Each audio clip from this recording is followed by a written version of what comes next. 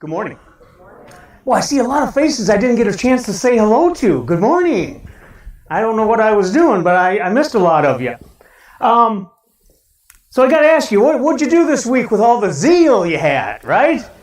If you haven't been here for a couple weeks, we've been talking about getting zeal back in our relationship with Christ and in our relationships at home and our friends, and then being the salt of the earth. What'd you do with it? Anything? Did you even think about it? Right? I got to kind of start here with giving you a picture story in your mind. And I want you to kind of think about this. You're at home, and there's a knock at the door, and you open the door, and it is the Messiah, Jesus Christ himself, God in the flesh. Emmanuel is standing at your front door, and you welcome him in. You got to make sure everything's right? You got to be good. You ever had people come over before and you got to kind of put away a couple things you don't want them to see? No, you guys don't do that, right?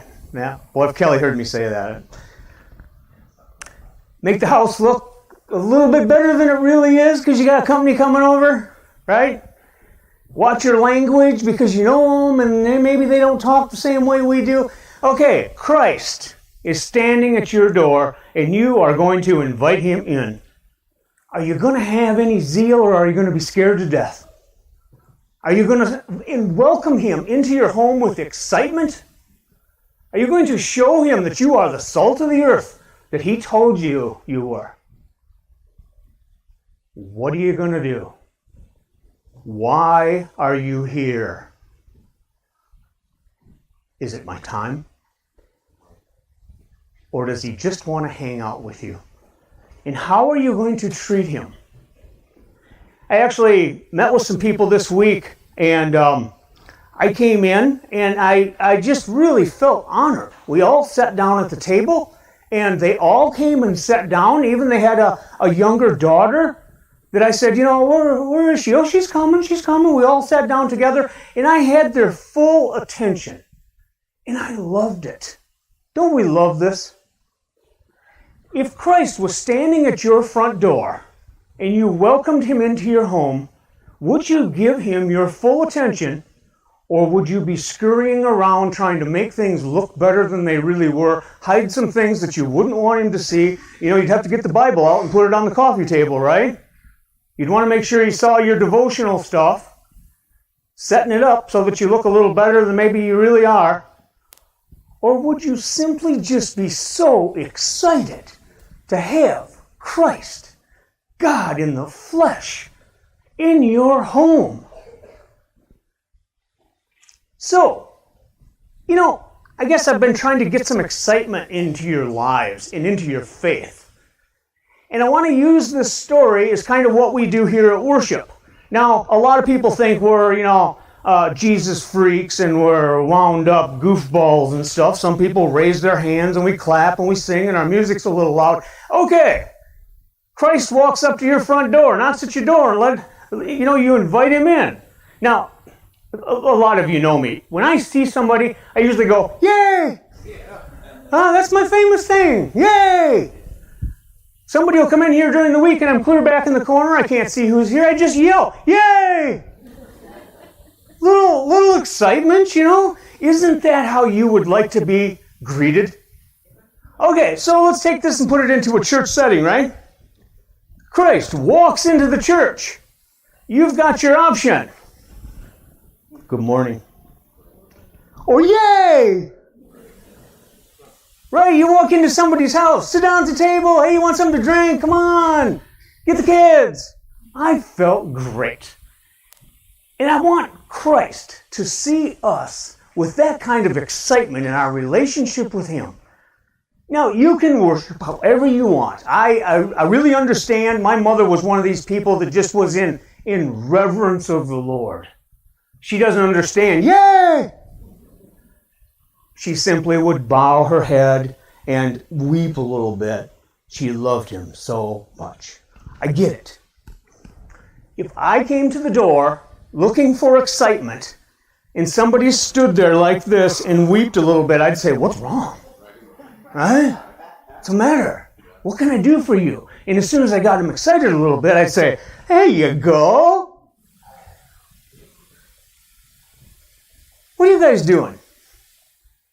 Try to get some zeal in your life. So what this reminds me of is the story of Martha and Mary. A lot of people probably understand this, and I think a lot of people kind of use it wrong, and I might flip this upside down because I think Jesus actually did too. What you think this story is about might not necessarily be what you're thinking. Now, I run into a lot of people that say, are you a Martha or a Mary? Right? And it indicates what most people think is one's a worker, one's a server, one's a worshiper or a giver. And this is how they've separated Martha and Mary. Let's put it up on the screen so we can kind of read here a little bit. Put up Luke 10:38 through 42. There's also a part of it that's in John that we're going to kind of mix up. You see, if you just read one story, you might not get the whole thing, right? You understand that, right? Okay. I can't even think of who's back there. Just leave that up for a while, will you? Because I'm going to kind of dissect this like crazy. Now, it happened that he entered a certain village. Now, he here, of course, is Jesus. And a certain woman named Martha welcomed him into her home.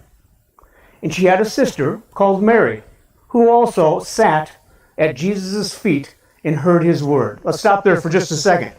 Also sat means there was others, right?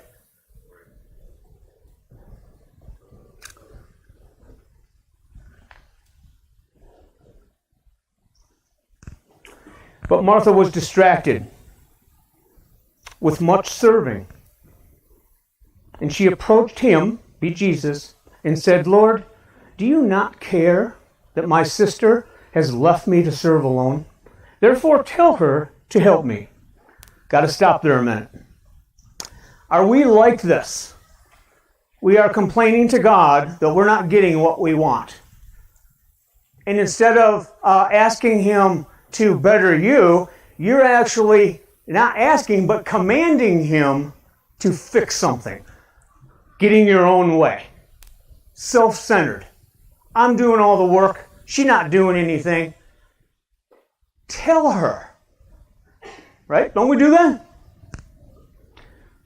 Martha, Martha. Now, I got to explain something here. Whenever two things, see, they didn't have punctuation back in the day where they could put a bunch of exclamation points. When they had repetitive, it was very important. In fact, it might have been kind of loud and kind of forceful. He says, Martha, Martha. He's going to give it to her now. You are worried and troubled about many things, but one thing is needed, and Mary has chosen that good part, which will not be taken away from her. Just leave that up, will you? Kyle, is that you back there? Just leave that up for a little bit, will you? Let people kind of stare at it. Martha's doing all the work, and Mary's sitting at Jesus' feet, and Martha is not happy about this. Mary should be helping her, right?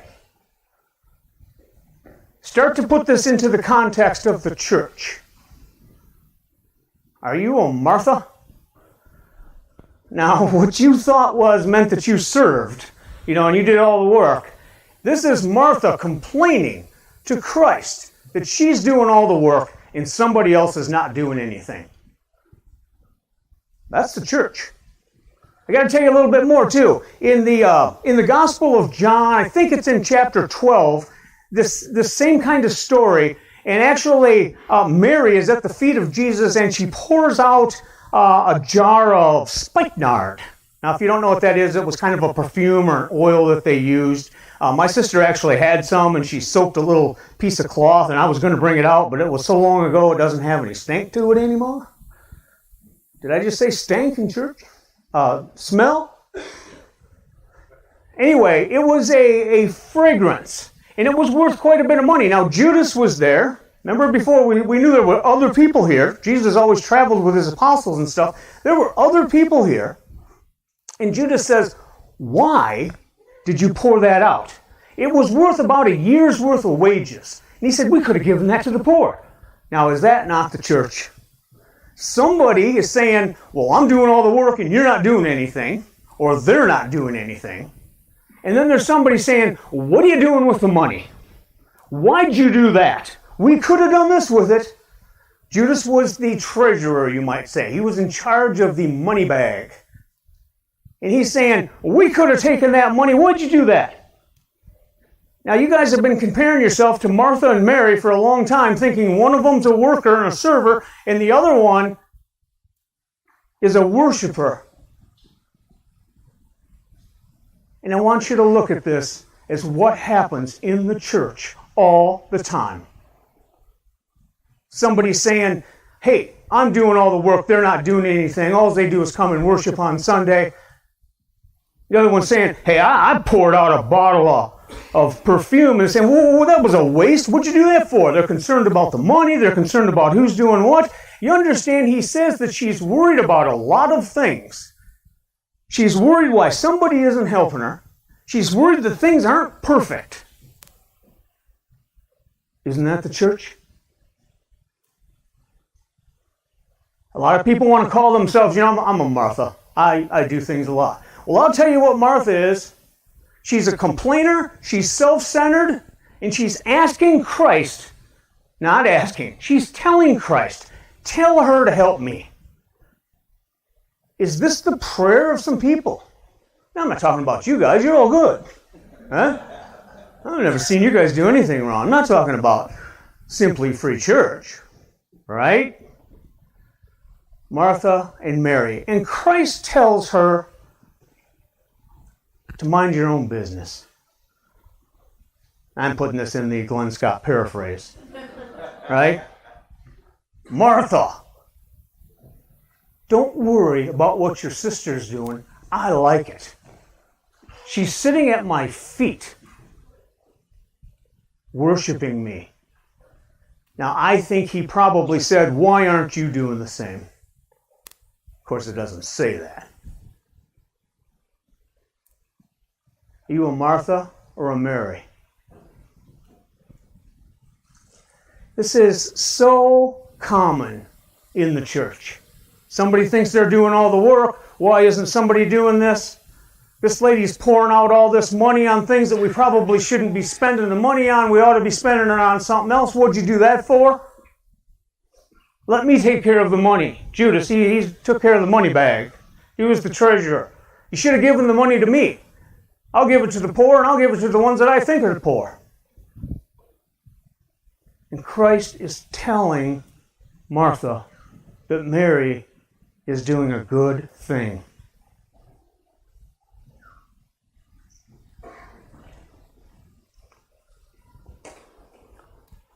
That's the church, you guys. Martha, you think might have had zeal. She was serving the Lord. You realize here he doesn't tell her that she's doing a bad thing. I'm trying to put this into context for you, give you a mind story, when in reality, Martha is actually serving the Lord like crazy. She's doing a very good thing. But it's what's coming out of her mouth. You know, when we first started the church, I don't know how many messages I gave on just keep your mouth shut. 90% of everything would go away if you would just keep your mouth shut. Well, Martha has to walk up to Jesus and say, tell her to help me. Are you a Martha? People say, hey, I'm a Martha. That means they think they do all the work. When actually they're saying, why isn't everybody doing this? All they do is show up on Sunday mornings and I'm doing all the work.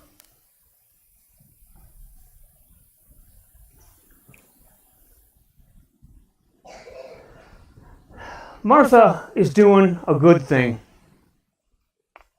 However, she is comparing herself to somebody else. He says that she's worried about a lot of things. Maybe she's worried about what the world thinks. She's comparing her sister to herself. I'm doing the right thing. She's doing the wrong thing. Why isn't she doing what I'm doing? That's the world.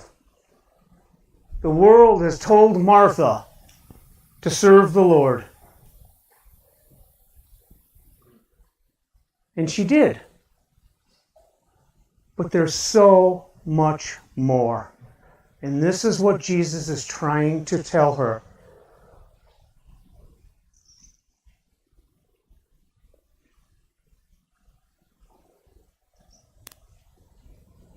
Got to give you a little culture background here. And this is where it kind of goes a little bit deeper than you think.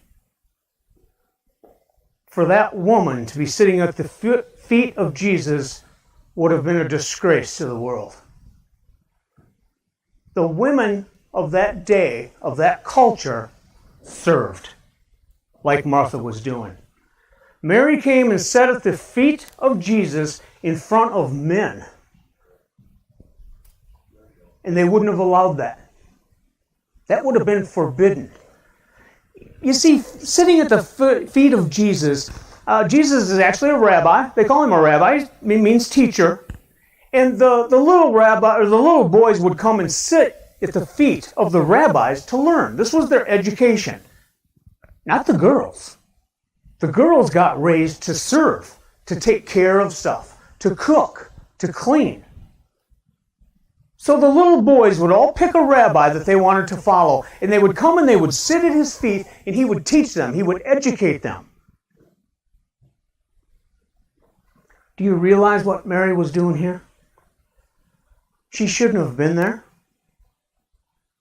And now can you picture Judas saying, "What'd you do that for? First of all, you're not supposed to be here. Now you're pouring out a year's worth of wages of perfume on his feet." And Jesus is telling Martha she's doing what she should be. This would have turned their culture upside down. It was like the message I gave where Jesus says, haven't you heard? I only came for the Israelites. Right? And the lady is saying, I think you got enough love for all of us.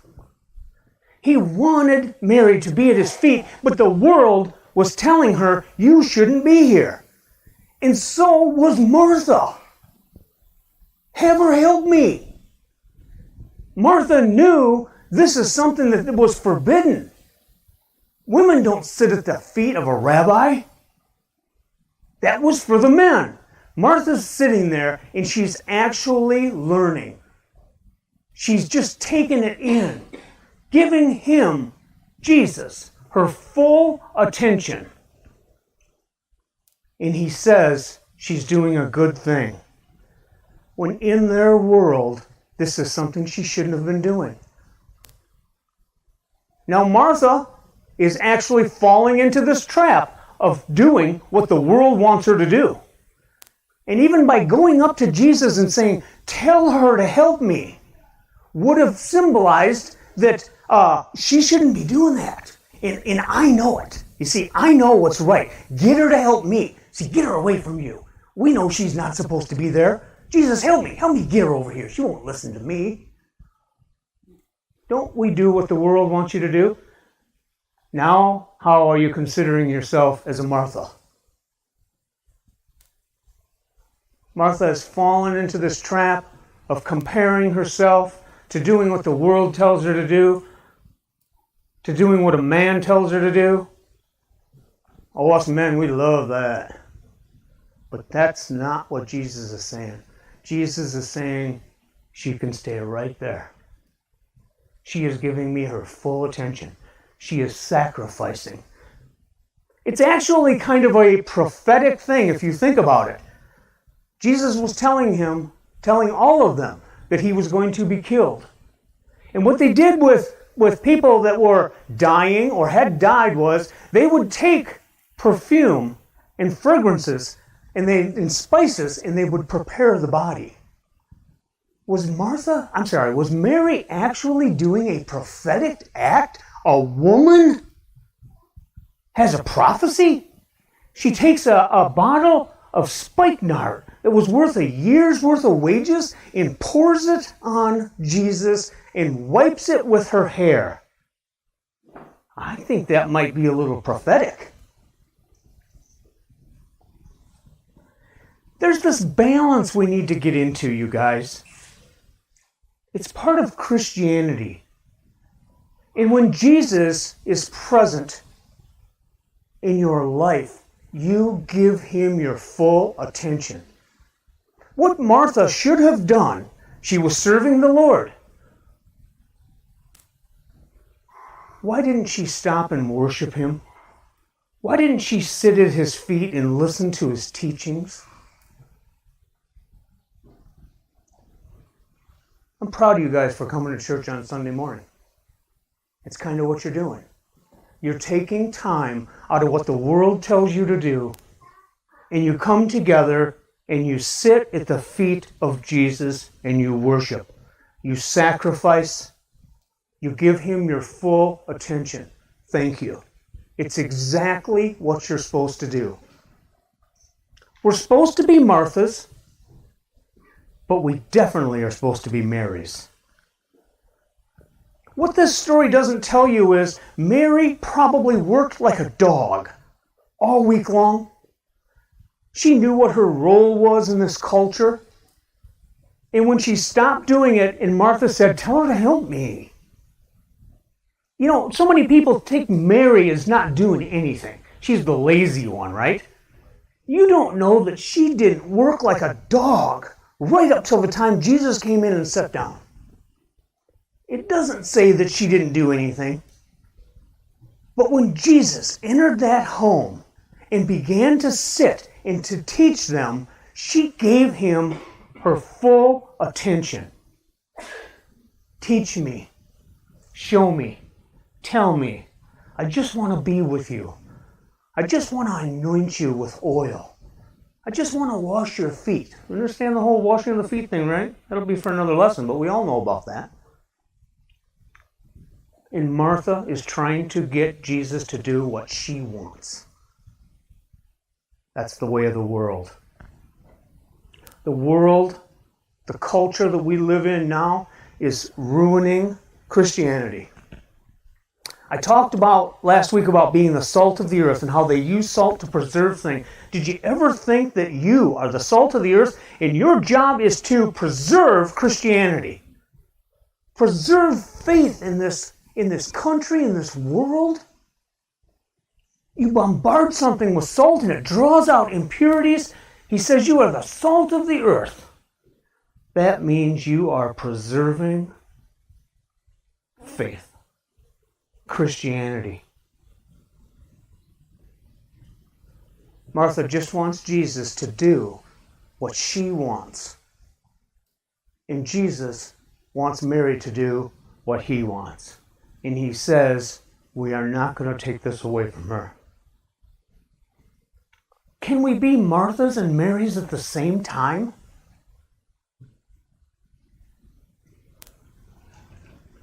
Will the worship team get ready?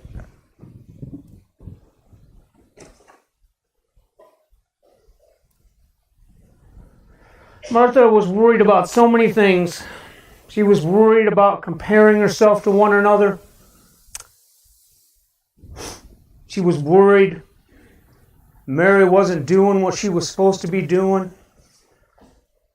She was worried that the people in the house would see Mary doing something that she shouldn't be doing.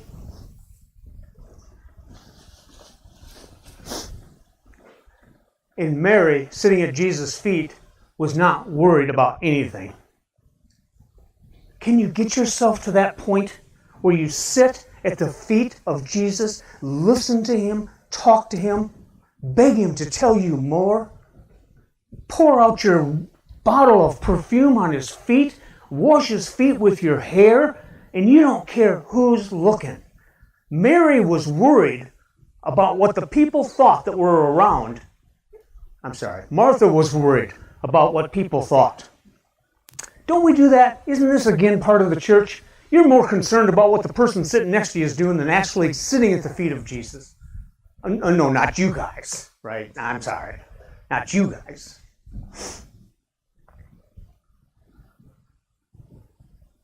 Mary's not worried about a thing. All she wanted to do was listen to the Messiah. Sit at his feet meant that he was a rabbi, and I am here to learn. Shouldn't we be more like that? Not so much a Martha. Don't worry about what the other people are doing. Don't worry about what your sister's doing, your brother, whatever it is. I'm not trying to turn this into a woman thing. I'm turning this into a mankind thing. Don't worry about whether somebody's pulling their weight or not. You're supposed to use the gifts that you have for the church first. Martha was serving. Good for her. Not a thing wrong with it. And I'll bet Mary was too, until Jesus walked into the room. Shouldn't we be like that? Serve, then stop and sit at the feet of Jesus. Anoint them with oil. Have zeal for Him. You know, when you start to lose that saltiness we talked about, there's a way to get it back. Jesus is the salt source. He can bombard you with more salt. When you sit at His feet is where the saltiness starts to come back.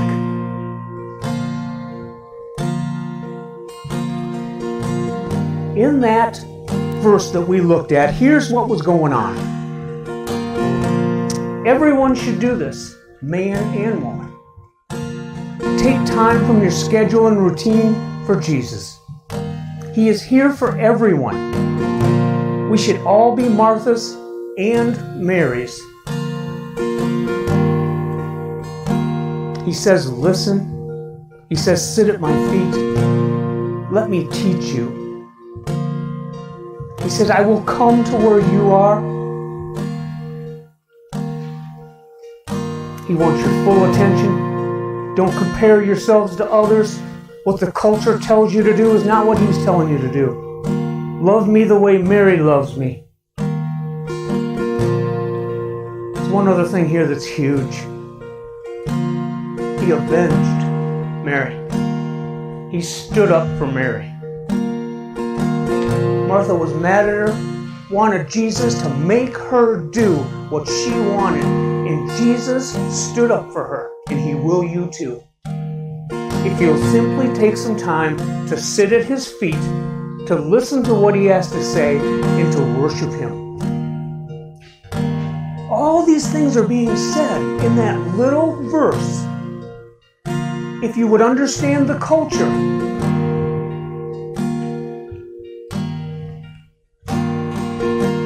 Jesus oftentimes tells us to mind our own business. And that's what He was telling Martha. Can you handle that? Lay down your burdens and sit at the feet of Jesus. Lay down your differences. Lay down your hurts. Lay down your heart. And just come as you are. And do not worry about everything else. Martha is the church as we know it. A lot of us have been raised up where the church is this judgmental, hypocritical group of people that want you to be like them. Martha is the church. She's concerned about what other people are doing. She's comparing herself to them and they're not doing it right. She's asking Jesus to fix them. And Judas is over there. He's worried about the money. You see? What'd you do that? What'd you do that for? And Mary is the church I want you to be. Give Jesus your full attention. Don't worry about what everybody else thinks. Whether she should have been sitting at His feet or not, she was gonna. That's what the church should be. And Jesus says she's doing it right. She's doing a good thing. And I'm not going to take it away from her. He defends her. Isn't that what you want from Jesus? Martha or Mary? Which one are you now? I'm not saying Martha was bad. She was serving the Lord like crazy. But she never took the time to be a Mary, even in the presence of Jesus. God in the flesh was in her home. and she could not bring herself to be a Mary. She's the church as most people know it. She's the church as the outside sees us. And Mary is the church we should be. We put up my summary slide. Be a Martha and serve the Lord.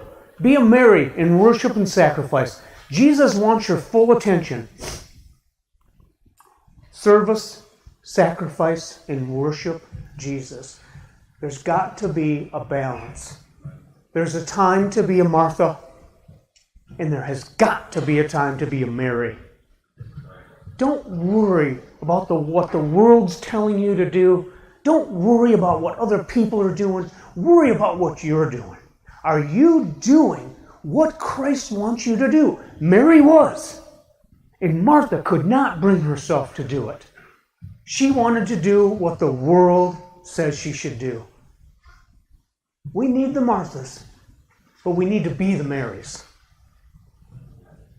We need to be the Martha once in a while, and we need to be the Mary once in a while. They're both fine people.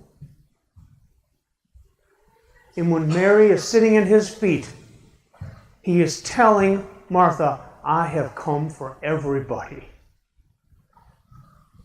Everybody is welcomed at my feet, just the way you are. Take your zeal and your salt this week and go be a Mary. Show the world that Mary is what we're supposed to be. Maybe I was a Martha. Maybe my mom was a Martha. Maybe my grandpa's, whatever. I'm not talking about women here. But we can be Marys now. We know. What are you going to do with what you know? Let's pray. Father God, thank you so much. Thank you for the scripture we have. Thank you for the word. Thank you that you came and walked this earth to show us the love that you had for us, to teach us the ways that you want us to be. God, let us not just read the word, but actually do what it says. And it tells us that we should be more like Mary. Jesus, I just want to sit at your feet this week and just soak it in. Give you my full attention. Be kind and gentle and not worry about the world, but worry about what you think. God, I love you so much. Help us to all make a difference in this world this week. In Jesus' name, amen.